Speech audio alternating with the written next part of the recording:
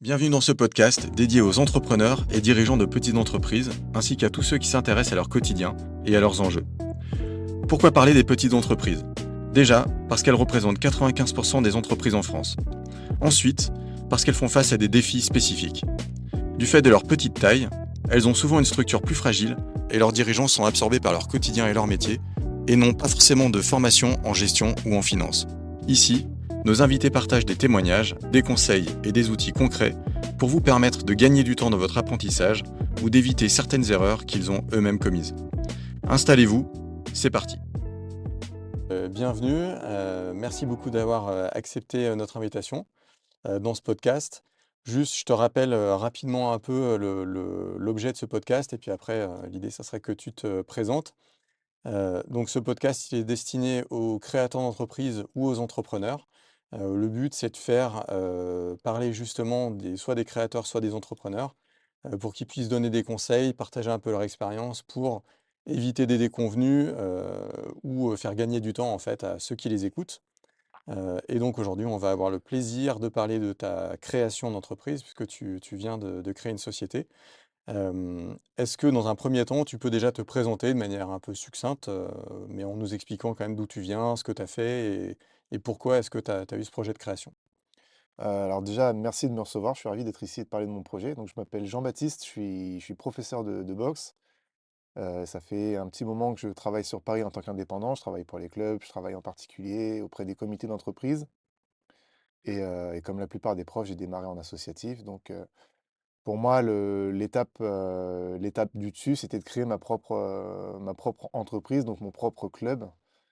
J'ai déjà un bon réseau de clientèle déjà sur Paris, sur le marché parisien.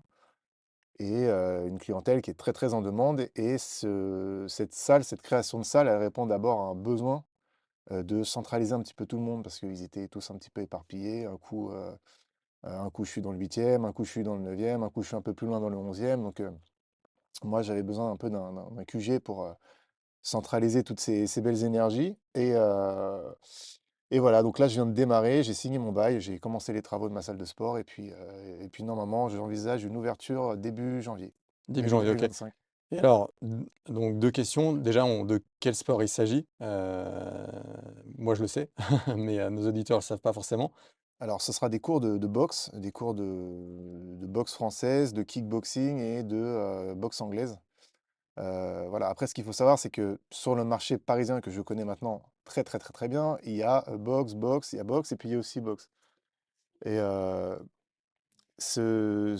moi, dans mon projet, je voudrais vraiment donner des cours de boxe authentiques, c'est-à-dire des cours de boxe, c'est même pas besoin normalement, il n'y a pas besoin de le préciser, mais des cours de boxe avec opposition, des cours de boxe où on fait des assauts, un cours de boxe où on apprend la boxe et pas un sport, pas une version de la boxe un peu consommation où on va juste taper sur un sac pour brûler des calories et dire après à tous ses copains, bah, on fait de la boxe, on tapote un peu sur le sac et on est OK. content. Donc là, l'idée, c'est d'apprendre à se battre, enfin, c'est dans la version combat de la boxe, quoi. Pas du tout. Ah, C'est pas OK. d'apprendre à se battre.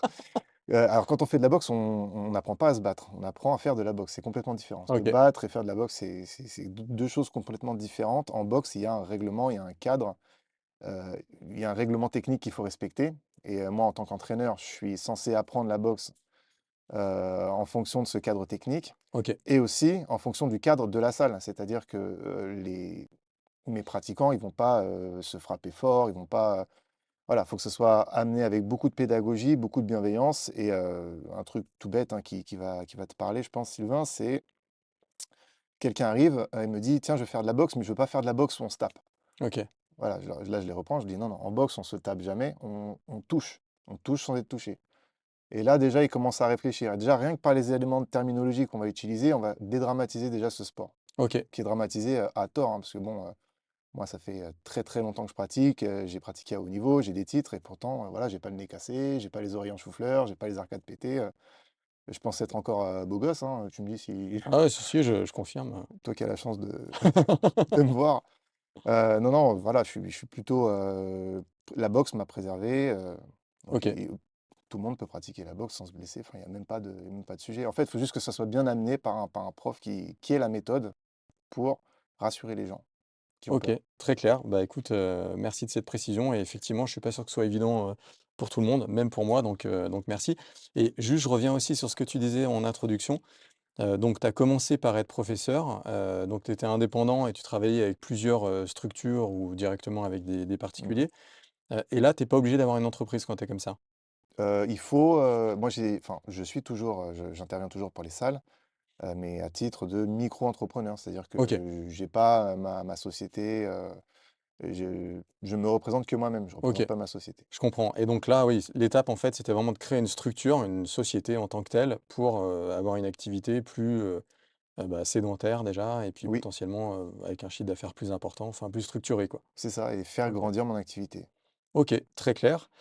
Alors tu nous as dit aussi que tu étais pratiquant. Est-ce qu'on peut tu peux dire deux mots sur, bah, justement, comment est-ce que tu t'es mis à la boxe ou au sport de combat? Et puis un peu quel a été ton parcours, en quelques mots, hein, juste, Alors moi la boxe, je m'y suis mis, c'était pour avoir confiance en moi parce que quand j'étais petit, bah, j'étais, très timide, j'étais le garçon au fond de la classe, je dessinais beaucoup. D'ailleurs, enfin je me réfugiais beaucoup dans mes dessins. Je dessinais à l'école pendant les cours, sur mes carnets, quand je rentrais à la maison, je dessinais et puis très, très renfermé, toujours dans mes dessins et puis à un moment donné, j'ai eu cette envie bah, de prendre confiance en moi et de me révéler et j'avais envie d'être bon dans un sport. Je voyais tout le monde autour de moi, ils avaient tous un sport et moi je cherchais le mien, donc j'ai commencé la boxe française avec mon oncle.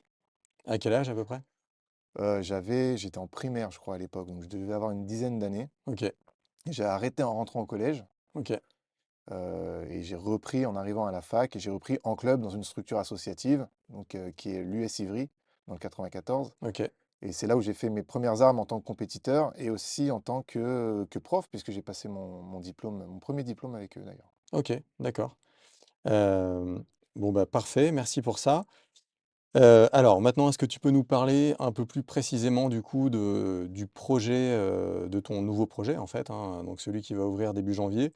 Je sais que ça s'appelle Rivaliste, donc j'ai regardé un peu, mais est-ce que tu peux nous expliquer déjà, bah, voilà, pourquoi ce nom? Qu'est-ce que ça contient? Est-ce que c'est une salle? Est-ce que c'est une salle et potentiellement une marque de comment dire? D'affaires de sport, de boxe et cetera? Enfin voilà, est-ce que c'est quoi ta vision, sur ce projet? Bah, moi j'ai toujours cherché à avoir une espèce d'identité, un truc que j'avais créé moi-même, une marque. J'ai toujours vraiment, et très tôt, hein, ça m'est venu très tôt, hein, parce que c'était en 2007, je crois, je passais le bac et j'avais envie d'un truc, qui me représente, en tant que sportif, et j'ai beaucoup cherché et j'ai trouvé le premier en fait en arrivant, en arrivant, en faisant mes premiers pas de coach. Donc j'ai créé un premier label, qui s'appelait Monster Fang, donc c'était, croc de monstre en fait et OK, j'en ai créé un après, je me suis lassé, j'en ai créé un autre qui s'appelle Rage Up, pareil, extérioriser une rage qu'on a en soi OK, et aujourd'hui, bah, j'ai Rivaliste et Rivaliste, j'en suis très, très satisfait et c'est celui-là que je commence à étendre. Pourquoi je parle des 2 précédents? Parce qu'il y a un leitmotiv en fait entre les 3. Monster Fang, on est vraiment dans cette idée de un monstre qui va mordre, quelque chose de très agressif. Rage Up, pareil, on extériorise la rage ouais, et Rivaliste, du coup, c'est cette notion de rival, justement. Moi, je me suis beaucoup construit, par rapport aux oppositions que j'ai menées, dans mes combats de boxe, OK. mais pas seulement. Toutes les épreuves que j'ai dû, auxquelles j'ai, Tu été auxquelles j confronté quoi, ouais, ouais, dans ma vie ouais, personnelle, bah, tout ça, ça m'a fait grandir, voilà. Je me suis bâti, par rapport à ça. J'ai toujours, même en boxe, hein, défaite ou victoire, j'ai toujours pris un apprentissage.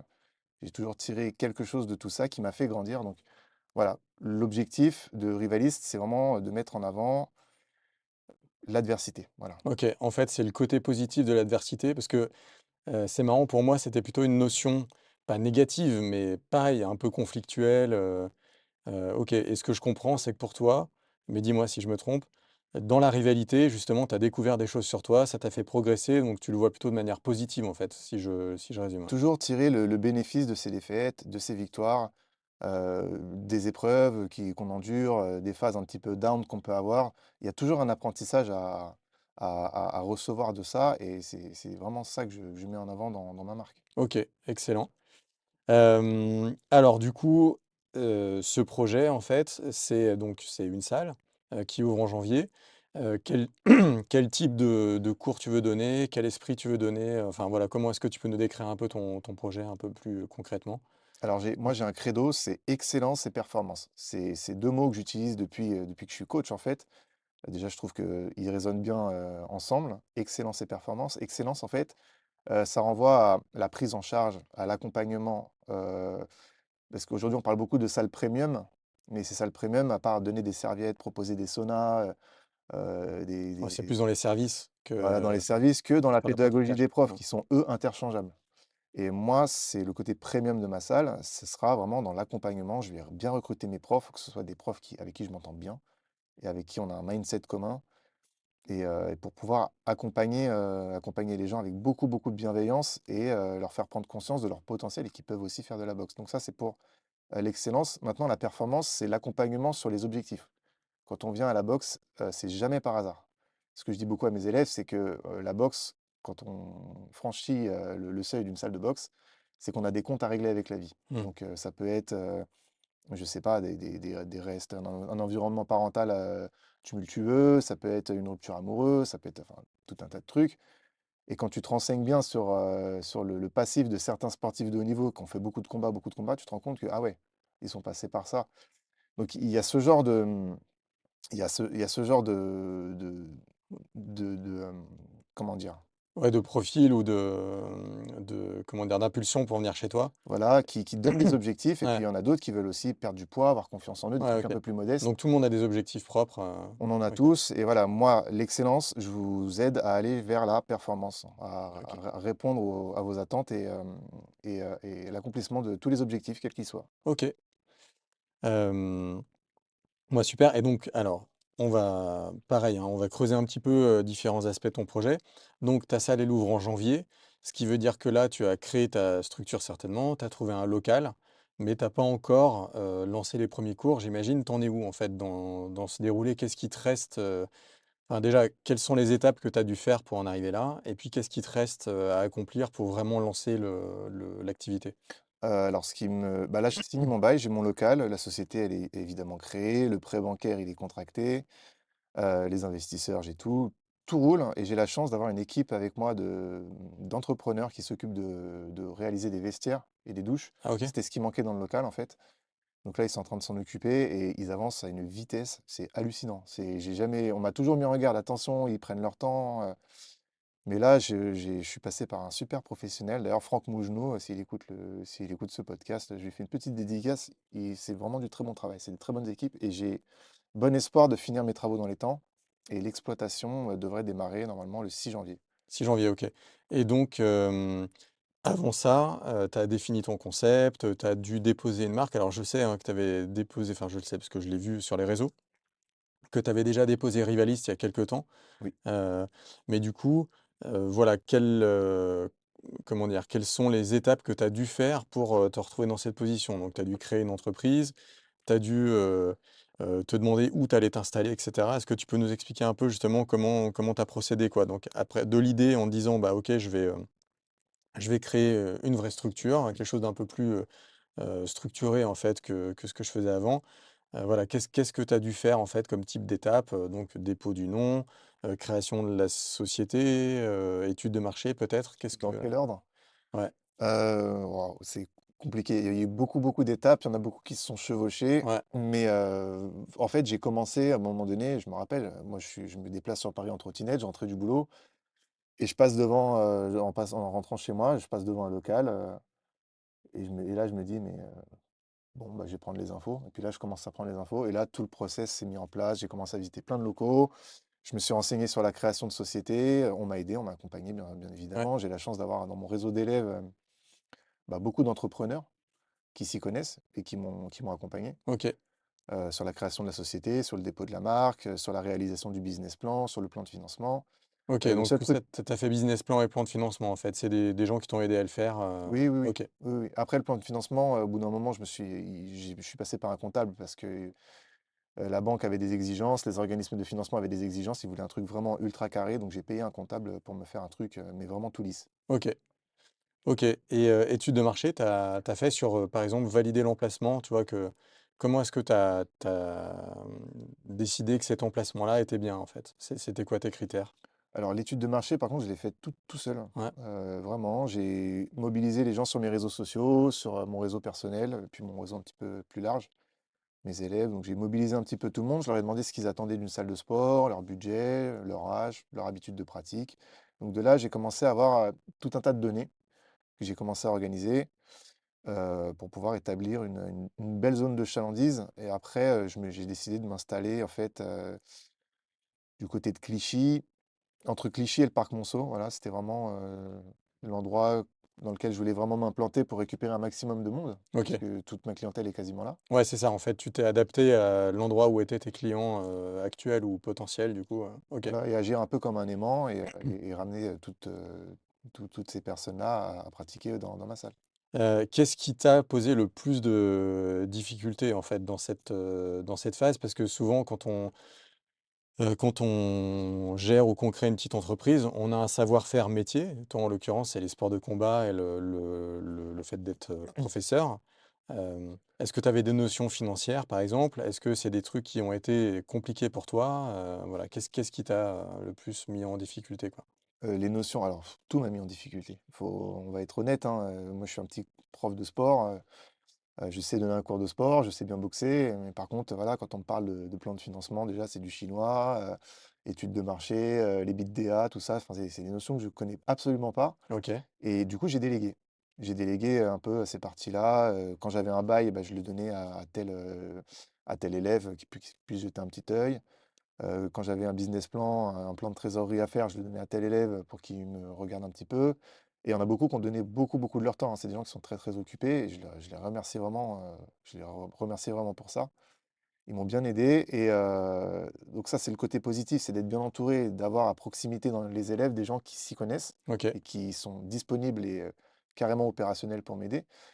Par contre, le truc qui est assez, délicat à gérer, c'est que du coup, ça fait beaucoup, beaucoup de personnes et des fois, on est obligé d'attendre le retour, du business plan ouais. pour avoir, l'accord pour le bail, machin et ça m'a fait perdre énormément, énormément, énormément de temps et d'ailleurs, ça, ça m'a servi de leçon rivaliste. Encore une fois, c'est une galère à laquelle j'ai été confronté, je sais que la prochaine fois que je vais réaliser, prochaine salle que je vais ouvrir, parce que j'ai le projet déjà d'en ouvrir une deuxième. Bah, je ferai appel directement à un avocat, à un comptable, des gens spécialisés que je paierai pour ça. La raison pour laquelle tu l'as pas fait, c'était un problème de moyens ou c'était plus un problème de manque d'expérience? Est-ce que tu avais un budget? Parce que c'est vrai que ça coûte, en général, ça te coûte quelque chose. Bah, En en fait, j'ai fait avec ce que j'avais à proximité. Ouais, C'était déjà c'était très sollicitant, donc j'ai fait avec des gens que je connaissais, avec qui j'avais un affect. Mais quand on met trop d'affect, des fois, on n'ose pas après leur mettre des coups de pression. Bon, le plan de financement, il me le faut pour demain, machin. Bon, on n'ose pas trop. C'est pour ça que je ouais, préfère maintenant.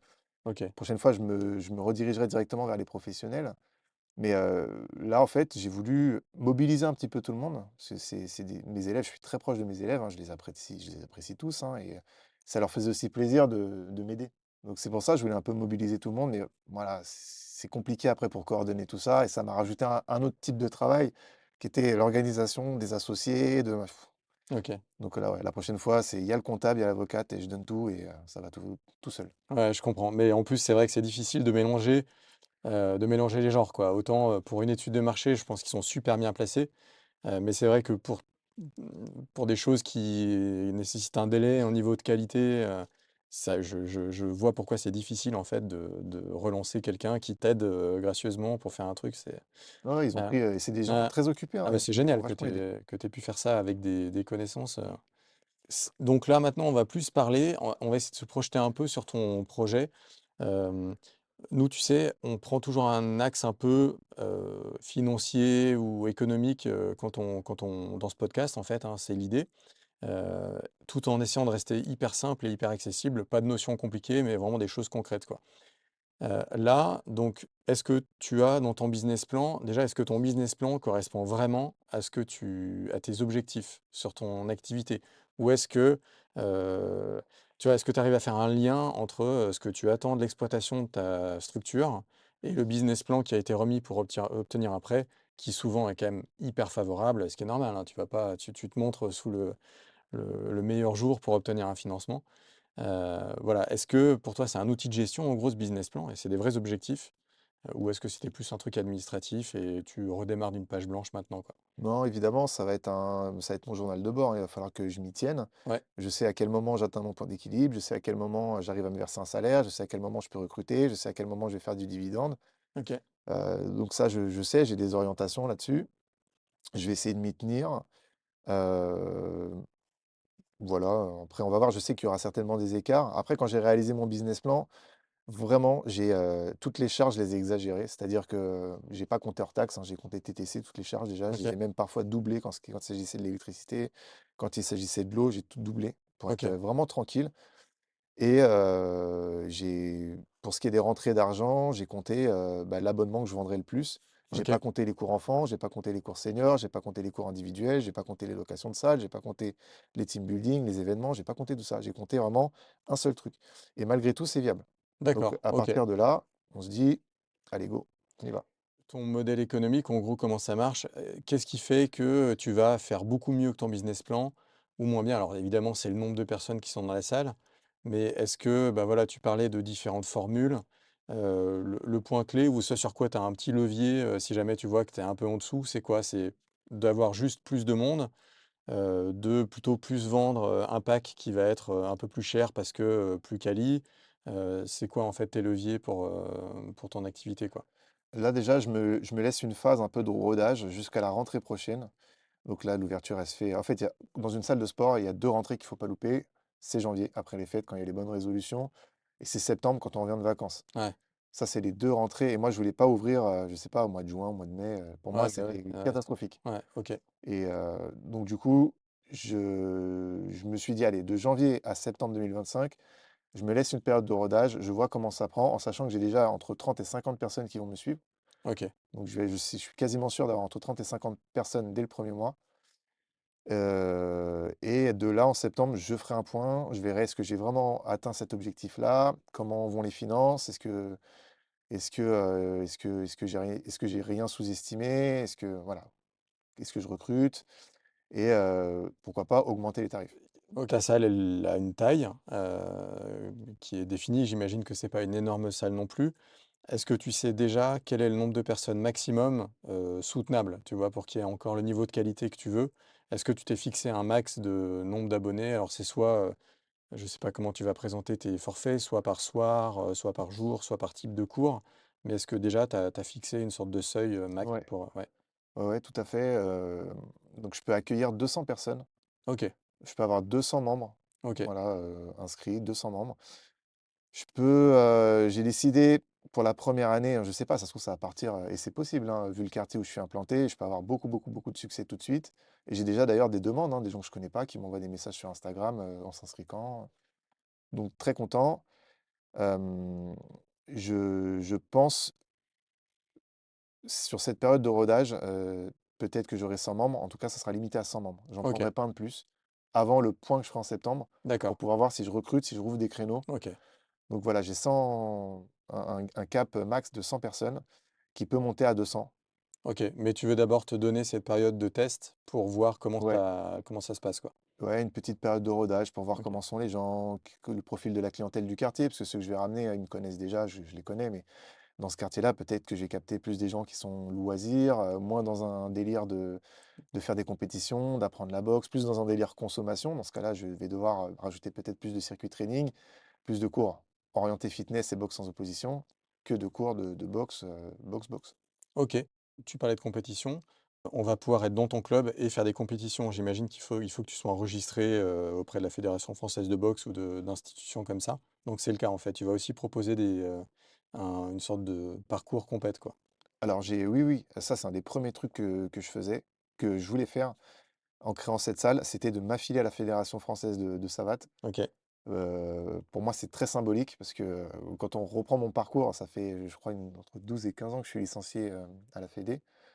Bah, j'ai démarré, il y a mon premier club. Quand on regarde l'historique sur le site de la fédé, il y a mon premier club et là, il y a le club que j'ai créé. Donc là, cette année, je suis licencié dans mon propre club Ah, que j'ai c'est génial. créé, Ouais, ouais. qui est affilié à la Fédération française de savate. Pour moi, c'était très symbolique et d'ailleurs, je vais faire mes premières compétitions avec mon premier club cette année. C'est Ah, complètement dingue bah, je comprends. Bah, ouais, ouais, c'est vraiment un aboutissement, quoi. et Et comment tu comptes ou comment est-ce que tu as prévu de communiquer? Est-ce que donc je sais que tu es présent sur les réseaux sociaux comme à peu près tout le monde maintenant. Donc moi j'ai vu LinkedIn, il me semble que tu es sur Instagram aussi. Oui.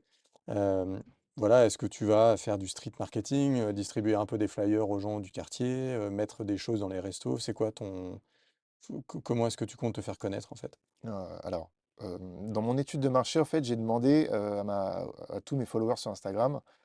Il y a pas que les gens qui pratiquent avec moi, hein, il y a Ouais, aussi vraiment tout le monde. Il y a un panel plus large de personnes, à quel type de communication ils étaient le plus réceptifs. Donc j'avais mis, de mémoire, le bouche à oreille, j'avais mis la communication réseau, la notation aussi sur Google ouais, et j'avais mis aussi les flyers. Les flyers ça a eu 2 de ouais. c'est une catastrophe. En fait, ça demande beaucoup d'énergie, ça demande beaucoup d'argent. Écologiquement, c'est pas hyper responsable et en plus, les gens, ils prennent le flyer, ils le jettent et ils s'en foutent, en fait. Donc je mise tout sur les réseaux sociaux. Ouais, OK, mais oui, donc et moi je retiens, flyer en gros, ça marche pas. Tu as fait une étude et les gens disent que, bah, voilà, ça les touche pas.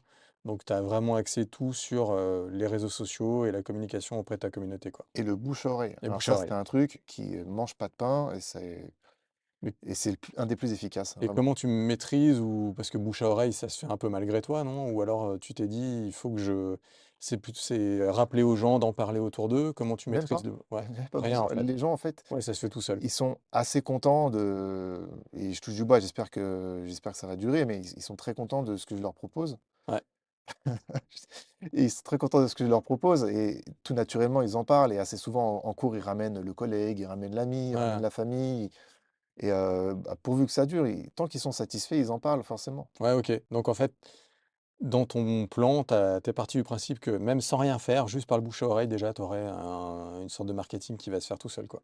Tout seul, ça OK. va ça va coûter zéro et puis Ouais. en plus de ça, c'est gratifiant. Ouais. Ah ouais, non, On c'est parle de sûr, moi en bien. c'est les meilleurs clients parce qu'en fait, ils reviennent recommandés par, leur père, donc tu pas eu à les convaincre, il y a pas de Mmh. démarche de défiance ou tout ça, donc OK. Hem, donc tu parles de cette première période, en fait, hein, de janvier à septembre, où là, tu vas un peu regarder ce qui se passe, tester. Hem Comment tu vas faire en fait? C'est quoi qui va te donner de la visibilité sur, comment ça se passe? Tu vas regarder ton compte en banque, j'imagine? Est-ce que, tu as un comptable? Est-ce que tu lui demandes de te produire des indicateurs? Heu, comment tu vas faire pour voir si oui ou non ça se passe bien? À part le nombre d'élèves, le nombre de cours, voilà. Qu'est-ce que tu vas suivre en fait? Le compte en banque. Le Ouais, compte en banque. Après oui, j'ai un comptable avec moi, j'ai des objectifs. Là, je sais que dans la trésorerie en fait, j'ai fait appel à des investisseurs parce que, bon, à la base, je voulais moi me lancer tout seul. ouais, Donc j'avais, 20 000 € de côté ouais, que j'ai investi dans cette boîte et puis en voyant les frais, donc le frais d'agence, les avances de loyer, j'avais pas de fonds de roulement. Donc j'ai fait rentrer quand même, 3 associés ouais. avec moi qui sont minoritaires. Pareil, ce sont des élèves qui m'apprécient, qui aiment mon travail et qui voulaient s'impliquer dans ce projet un peu plus sérieusement. Donc ils ont engagé un peu d'argent avec moi et du coup aujourd'hui, j'ai ce qu'il faut. J'ai une petite trésorerie d'avance qui va me permettre d'avoir, en fait, j'ai 3 mois de loyer sur le compte OK, en avance. d'accord. Voilà. Donc ça, c'est un coussin de sécurité. C'est un truc que j'avais sous-estimé au Ouais. début, OK, le BFR et là aujourd'hui, je me rends compte que, bah, je suis sur un nuage en fait, j'ai pas peur. En fait, tout se passe bien. Bizarrement, tout se passe bien. Il y en a beaucoup qui vont dire: «Ouais, la création d'entreprise, c'est compliqué, c'est stressant, c'est les travaux». Moi, je suis pas stressé du tout. Évidemment, j'ai quelques appréhensions, mais je suis pas stressé, comme on m'a décrit, ouais, le stress, quoi. Non, ça OK. va, je suis sur un nuage, je vais dans le local, les mecs travaillent super bien. Les investisseurs, ils ont fait ce qu'il faut pour que j'ai un petit coussin de sécurité. Moi, j'avance bien sur mon offre, j'avance bien sur ma communication, je fais mes montages vidéo, ça me permet de parler de mon projet, de me faire connaître. Heu, Ouais, tous les voyants sont Tout au est vert, rodé, ouais et j'ai une avocate avec moi et d'ailleurs, Françoise a fait un travail de malade. Et je regrette de ne pas être passé par elle plus tôt. ouais. OK. C'est-à-dire qu'il y a beaucoup de choses qui ont traîné, les intermédiaires, les interlocuteurs, machin, attendre la réponse de A pour la donner à B pour qu'il puisse dire à C de déclencher machin. Françoise, elle a tout coordonné, elle a fait un super travail. C'est vrai qu'une avocate, un avocat, c'est un budget. Mais si j'avais su, j'aurais payé, j'aurais fait appel à Françoise, vachement plus tôt. Sur quoi elle t'a aidé, par exemple? Sur la revue des contrats, de bail, sur, les statuts? C'est des choses comme ça qu'elle a fait ou c'est autre Alors chose? elle s'est chargée, moi j'ai créé, ma société dans un premier temps en passant par Legal Start, Ouais, qui est un truc, très accessible et qui est ouais, très bien, c'est un très bon service.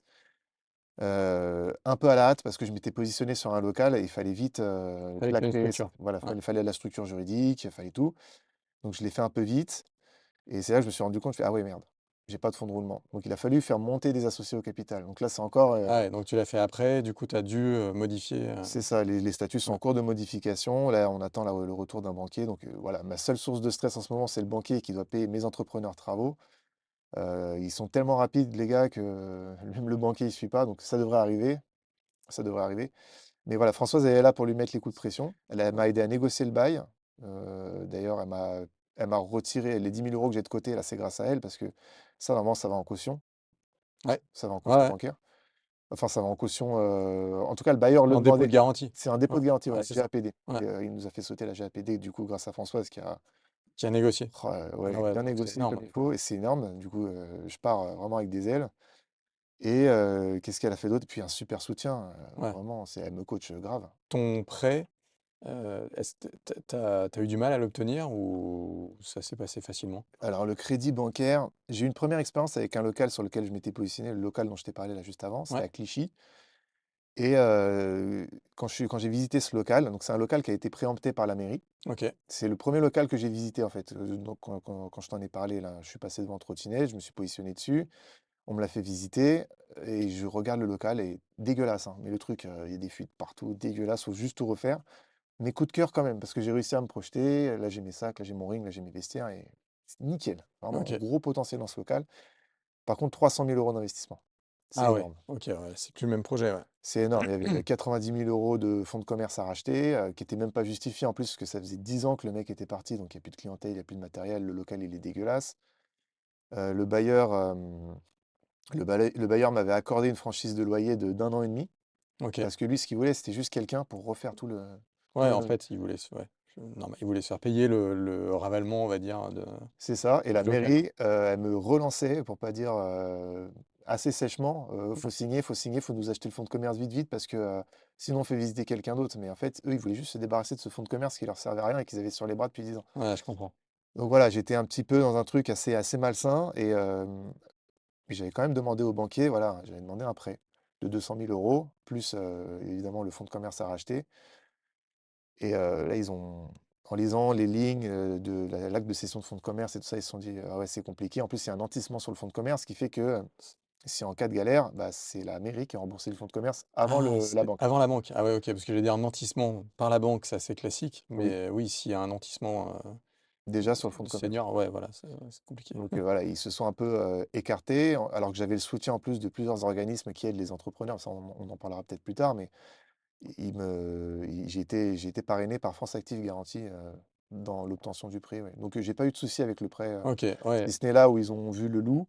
Mais là, pour obtenir un prêt juste pour des vestiaires, un prêt de 70 000 €, voilà, tout de suite la proportion elle est plus basse. Là, le banquier m'a dit: «Ouais, ça devrait aller, il y a pas de problème». OK. Et Alors tu m'as pas répondu sur qu'est-ce que tu vas suivre? Enfin, tu m'as dit sur le compte bancaire, mais bon, le compte bancaire, tu vois ce qui s'est déjà passé, donc combien il te reste, mais voilà, est-ce que tu vas regarder d'autres choses? Par exemple, je sais pas, le chiffre d'affaires, le taux de gens qui quittent, qui sont abonnés puis qui s'en vont, hem, ta trésor, mais en essayant de regarder, comment elle évolue dans le temps. Est-ce qu'elle, croît? Est-ce qu'elle décroît? Est-ce que tu as des notions de marge aussi, tu vois? C'est en gros, ben, pour un chiffre d'affaires donné, combien est-ce que j'ai payé, de charges fixes? Combien est-ce que j'ai eu de charges variables? Tout ça, est-ce que c'est des choses que tu vas regarder ou pour l'instant vraiment tu vas te contenter de ce qui est pas grave, hein, c'est ce que font la plupart mmh des gens, de regarder vraiment compte bancaire et puis, nombre d'élèves et voilà quoi. Le compte bancaire, pour moi, Ouais, ce sera un des indicateurs, un indicateur parmi d'autres, hein. ouais, J'aurai un tableau de bord via mon application, Sportigo, qui me donnera vraiment toutes les données sur les membres. OK, Voilà, donc ça, c'est comme un logiciel de caisse. En fait, c'est le logiciel complètement. de gestion des abonnements, c'est ça? C'est tout à fait ça. OK, J'aurai le comptable aussi qui aura un œil sur la gestion. ouais, Et, en fait, j'ai calculé mon business plan, le nombre de personnes que je vais convertir par mois par rapport à la concurrence. Donc, je me suis renseigné auprès de toutes les salles du coin et toutes les salles dans tout Paris, hein, qui avaient, eux. Alors, moi, ce qu'il faut savoir, c'est que, hem, 100 membres, si j'ai 100 membres, je suis bien. OK. Voilà, 100 membres C'est ton financièrement, point mort, je suis bien, j'ai tu un passé quoi. salaire, je peux payer des gens. 100 membres, je suis vraiment bien. Voilà, je OK, peux même faire du dividende, c'est cool. 100 membres, c'est très bien. OK. Ces 100 membres, les autres salles, ils les ont eu au bout d'un an. D'accord. Donc j'ai fait mon calcul, ça fait 8 membres, 10 membres par mois. Donc voilà, ça permet de calculer une vitesse de croisière. Ouais, La mienne est calculée à 8 membres par mois, à peu près. OK. Donc en gros, tu t'es mis un peu sur la moyenne, sachant qu'il y en a qui ont fait beaucoup mieux. Sur la moyenne basse, ouais. Ouais, sur la moyenne basse. OK, Toujours, ouais. j'ai toujours sous-estimé Ouais, tous les chiffres ouais, et ça, tu raison. surestimé les charges. OK. Je peux peut-être te parler des organismes de financement Ouais, qui carrément. sont. Alors, tu ouais, tu parlais de c'est France Active? Ouais, il y a Ouais, France Active, ouais, France Active Garantie. Alors, France Active Garantie, ma banque, le Crédit Agricole, elle délègue en fait l'étude du dossier à un organisme qui s'appelle France Active Garantie. d'accord. Donc, c'est eux qui vont aider à la réalisation du business plan. Bah, je suis pas trop passé par eux parce que j'avais déjà mon comptable, j'avais déjà mes élèves et tout ça qui m'aidaient. Le projet, donc on a un premier intermédiaire à qui on présente le projet avec les chiffres, qui nous aide, qui nous dit là ça va pas, là, et on corrige. Et quand le dossier il est prêt, ben, on passe en commission. Et la commission, il y a 10 personnes en fait qui sont entrepreneurs, qui sont notaires, qui sont banquiers, qui sont comptables, qui ont déjà l'expérience, voilà, de l'entrepreneuriat, des chiffres, de la comptabilité. Et nous, on est devant ces 10 personnes et on doit présenter le projet. L'objectif, c'est pas de parler de chiffres, c'est un peu comme on fait là, hein, c'est de l'humain. En fait, c'est juste Ouais. parler du projet, qui met un visage sur un projet. Et donc à l'époque, c'était ce local à Clichy. Je suis passé par France Active Garantie et en arrivant en commission, je vois mon banquier justement qui faisait partie de la commission. C'était pas prévu, il m'en a pas Ah ouais. parlé.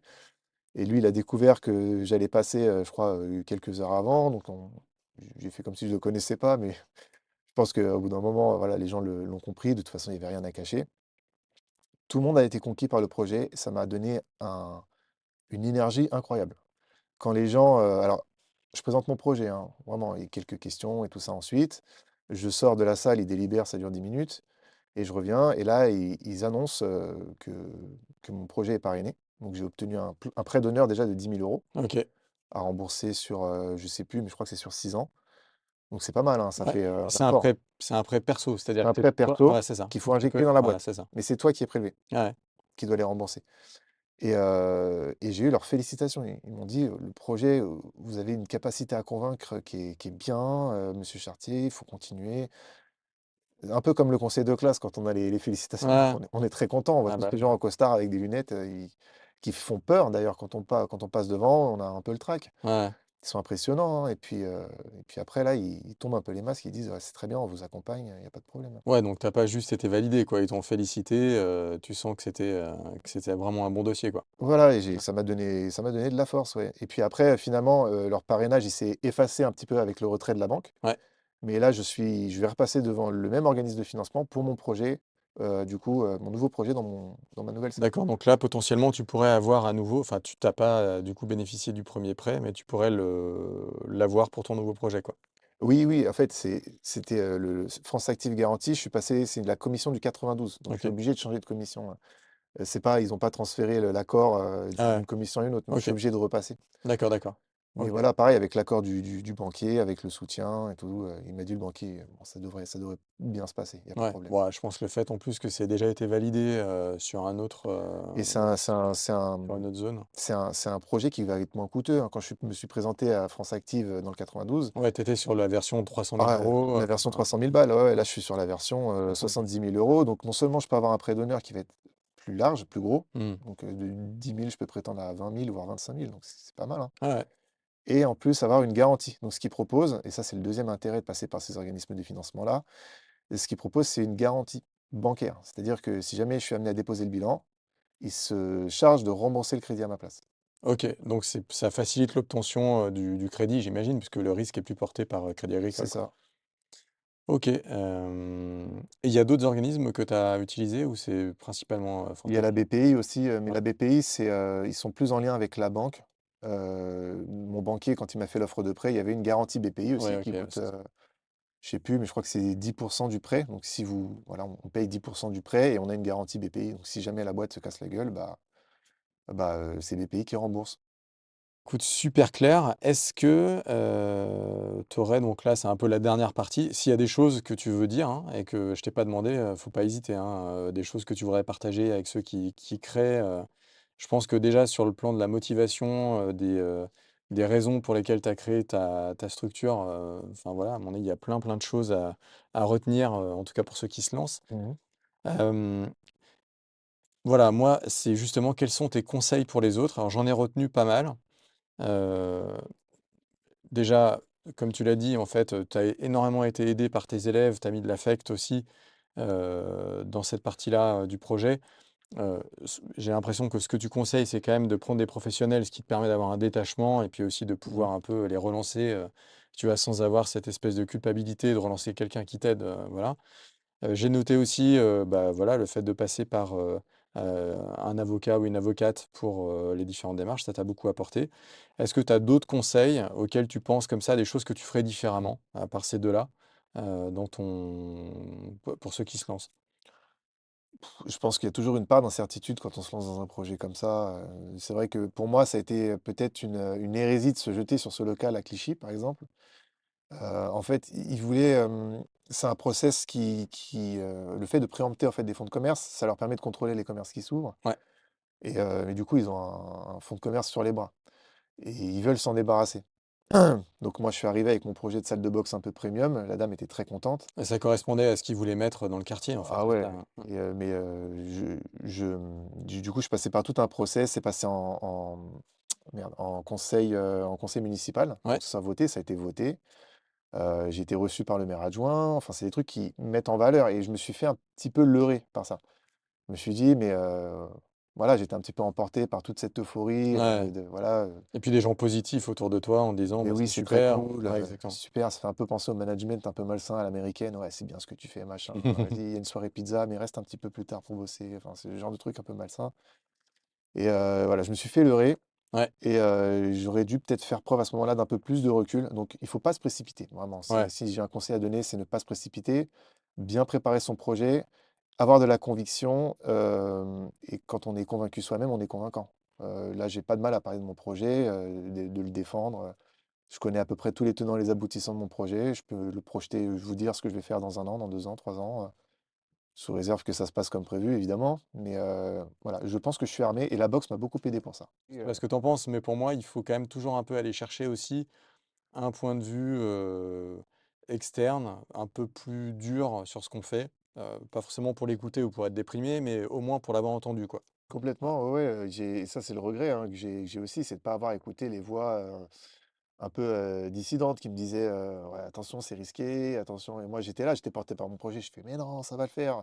Après je te cache pas, Sylvain, que ce projet, il avait beau coûter 300 000 €. Si je m'étais positionné dessus, il aurait cartonné quand même. ah ouais, et là-dessus, encore une fois, c'est comment dire? C'est pas parce que tu pars avec, tel ou tel local ou telle contrainte que ça marche pas, en fait. Tu t'adaptes, voilà, le risque que tu prends est plus important, Oui, oui, oui. mais voilà, je suis bien d'accord avec toi, hein. Ça aurait pu très, très bien marcher aussi, Exactement, ouais. après cette salle dans laquelle j'ai trouvé, enfin, cette salle que j'ai La trouvée, nouvelle, ce ouais. local, Mmh.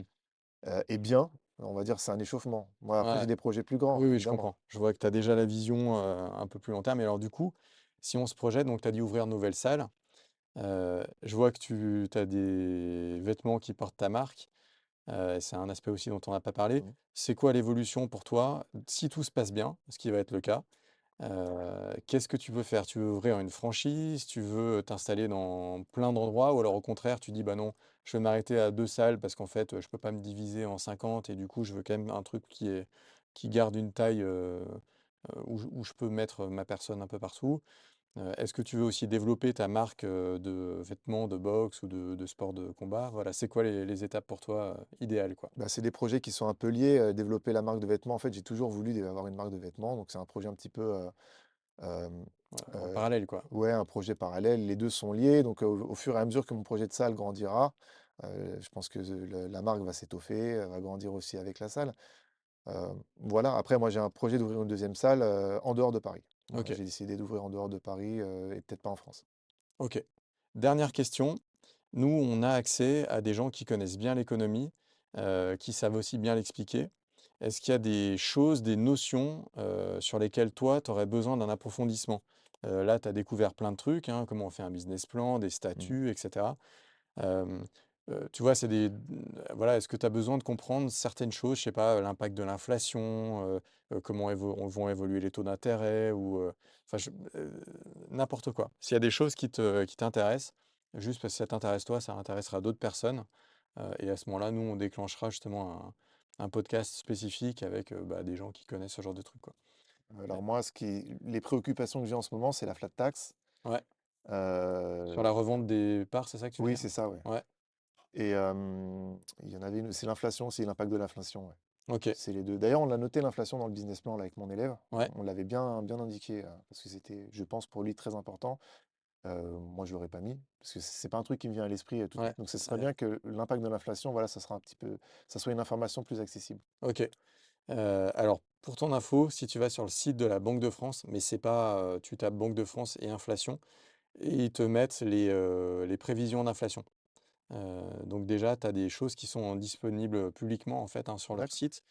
Voilà et puis après, effectivement, pour prendre en compte l'inflation, donc j'imagine que vous avez mis une inflation sur les coûts, mais pas forcément sur le prix de l'abonnement? Oui, c'est ça. Bah, en fait, c'est l'impact de l'inflation, c'est exactement ça. C'est-à-dire que si toi, tes coûts augmentent de 5, que tes abonnements, bah, tu conserves le même prix, bah, tu perds 5, enfin, tu perds pas 5 de marge, mais tu perds une partie de ta marge. Ok. Donc l'impact très concret, c'est ça. Tu vois, par exemple, pour les boulangeries, eux, ils ont énormément de coûts d'énergie. Avec la crise ukrainienne, l'énergie s'est envolée. Et du coup, bah, ils ont perdu leur marge, voire parfois plus que leur marge. Ils sont passés en perte juste parce que leurs coûts ont augmenté, quoi. Et qu'ils ont eu du mal à facturer la baguette beaucoup plus cher, tu vois. Donc voilà. Mais c'est noté. Je pense que c'est un point important et tout le monde ne comprend pas forcément. Donc, ok. Merci pour ça. Merci à toi, Sylvain. Voilà, on s'arrête là. Est-ce que tu as d'autres choses, que tu voudrais nous dire ou c'est bon pour toi? Je Non, pense qu'on a non. déjà fait un bon petit tour, hein? Ouais, bon courage Ouais, à tous ceux qui se lancent. En tout cas, c'est une aventure pour moi. Pour l'instant, tout se passe bien, hein. Je suis sur un nuage et vraiment, c'est parce que je pense avoir bien préparé le terrain. ouais, Et je souhaite vraiment à tout le monde de vivre ce que je vis aujourd'hui. C'est génial, ouais, vraiment. tu as l'air, super heureux, hyper content donc Très épanoui, ouais. ouais. Hem, Moi, ce que je te propose, mais tu es pas obligé de me répondre maintenant, c'est, bah, pas forcément en septembre, mais peut-être à la fin de ta première année, qu'on se revoie, juste pour que tu puisses justement nous débriefer un peu, nous dire, ce qui s'est passé comme tu l'avais imaginé, des difficultés potentielles que tu as eues, ou des choses que tu as découvert. Ça serait sympa, si tu as le temps à ce moment-là et que tu pas pris par autre chose, que tu reviennes et qu'on se fasse un petit point, en fait, après une année, c'est un Ouais, format qui serait sympa. complètement, avec plaisir. Et si j'ai pas le temps, je le trouverai, pas de OK, souci. bah, écoute, ça marche, on fait comme ça. Merci beaucoup Merci, Sylvain. et à très bientôt. À très bientôt.